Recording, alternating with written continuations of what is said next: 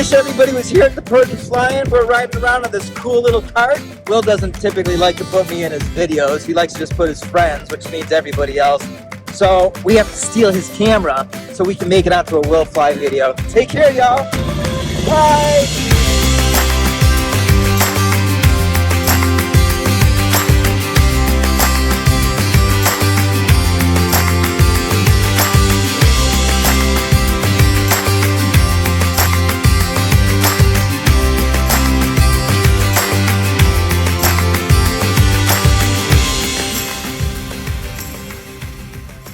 Good day, WillFly. My name is Icaro. I'm from western part of Africa, Nigeria. I reside here in Abia State with my parents. I'm a student, an inventor, and also an entrepreneur. I was inspired at the age of 14. I made a lot of flying aircrafts, ROC, copters, and so on. Then at 25 years, I made my trike. It was pretty cool, but my worst challenges was the wings. I made my wings, but the wings was not made with a nice material. I needed a help, and my country, you can't get a material like that. I need factory-made wings, 15 to 18 meters long, so that I can upgrade my trike. I believe I can make it fly.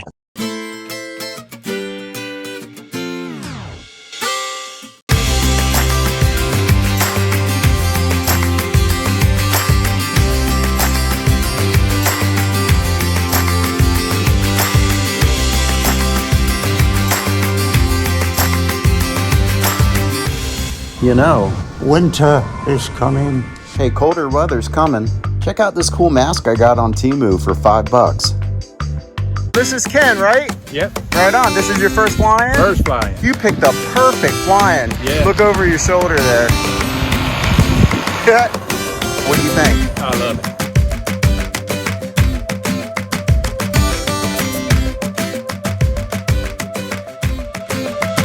If you hear the term TFR used, it stands for Temporary Flight Restriction.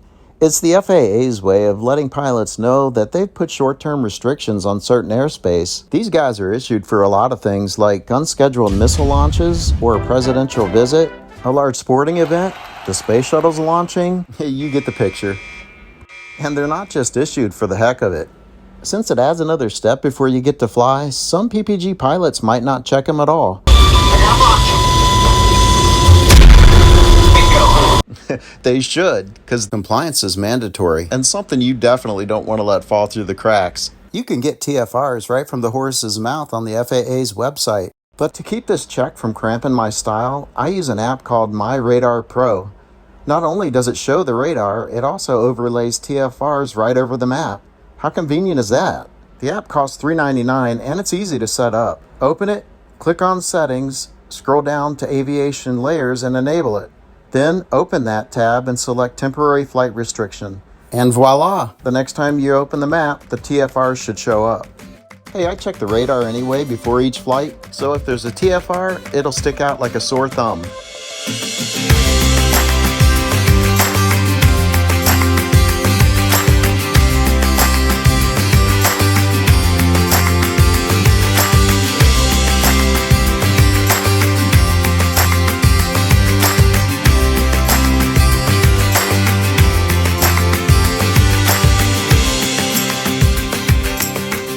Here's the first for me.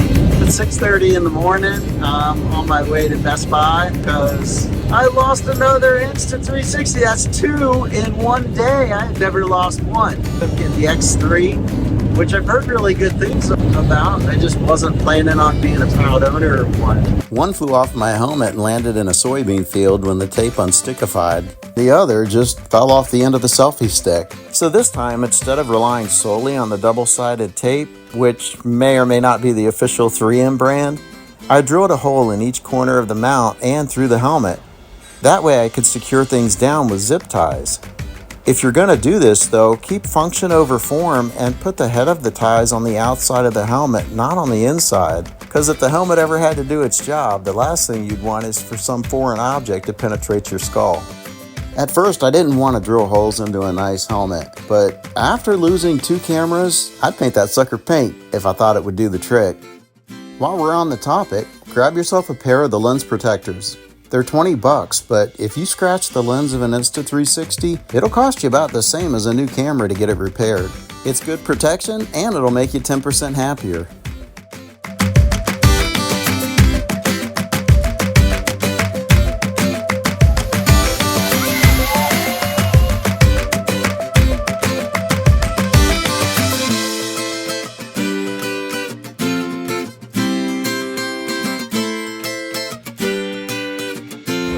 What's up?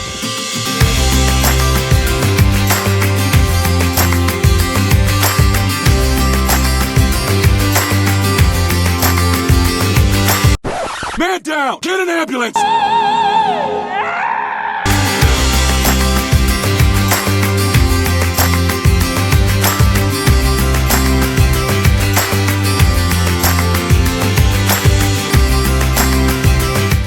Bumpy? No bumpy? You know, it wasn't bad.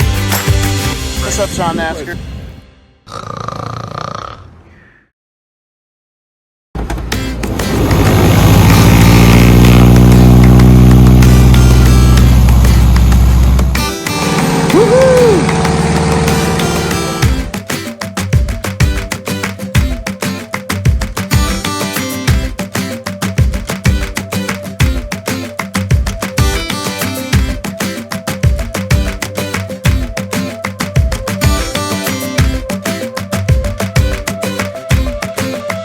Another fun ride in the Stearman. This time though, I got to fly it, and I can't believe how light on the controls it was and how nimble the airplane is. I mean, it was just a great fun airplane to fly.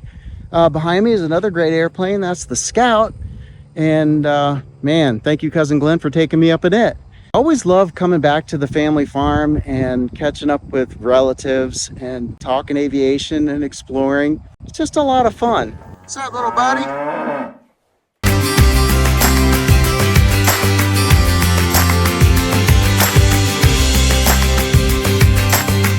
In case you didn't know what a buckeye is, it's the Ohio State tree. They can live for 100 years. The nut was used by Native Americans for medicinal purposes, and carrying one's supposed to bring good luck. Can you open that up? Yep. Oh, look at that. Little baby buckeye. Unless you know what you're doing, or perhaps you're a squirrel, don't eat them because they're poisonous. You want one? Yeah. $20, right? Yeah. They call them buckeyes because, well, they look like the eye of a buck. There you go. All right. Thank you. Nom nom nom!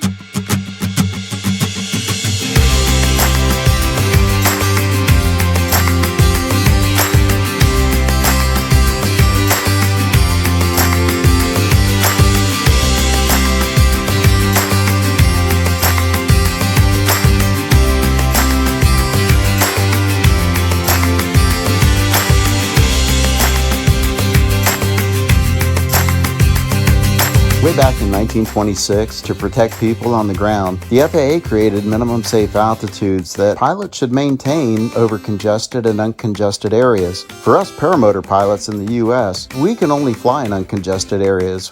The problem is the FAA hasn't clearly defined what congested is. This gives them the ability to make determinations on a case-by-case basis. So we can't rely on a definition, but we can look at previous investigations. They provide a little guidance because they show what's been ruled as flight in a congested area in the past. Like these, for instance. 10 houses in a school, flying around a college campus, flying along a highway in a beach area, and flying over a highway with moderate traffic for 30 seconds. All of these were ruled congested, and they give us a great starting point. But when I fly, if I have to ask whether or not an area is congested, I assume it is and fly clear. In the end, I try to avoid one thing: people. Why? Because buildings and cars don't complain, but people do. So, no people, no problem.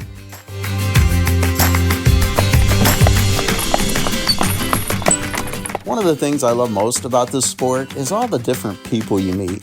I mean, my paramotor has brought me together with people I never would have met otherwise, and each one comes with their own surprise story. Like my buddy Alan, who lives in Amish country. I dropped in on him and he took the time to show me his gear and the awesome LZ he flies out of. He also took me for a ride in his cool Buick. 1938 Buick with a Ford F350 motor in it. Check out this interior. I mean, he did a good job. This thing is sweet. So you might go somewhere to fly your paramotor, but you really never know what you'll end up doing. I love that sound.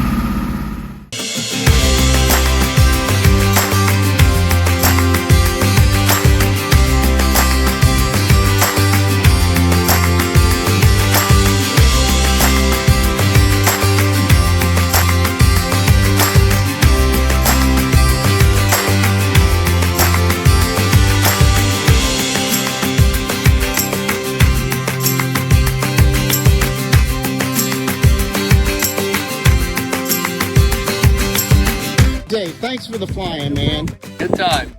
Best Dave Purdin Fly-in ever. Hey, I love putting these videos together for you guys. If you like it, hit the thumbs up and subscribe. It encourages me to do more. Got a couple other events coming up this year, and we'll keep you posted. Until next time, ciao. I believe I can make it fly.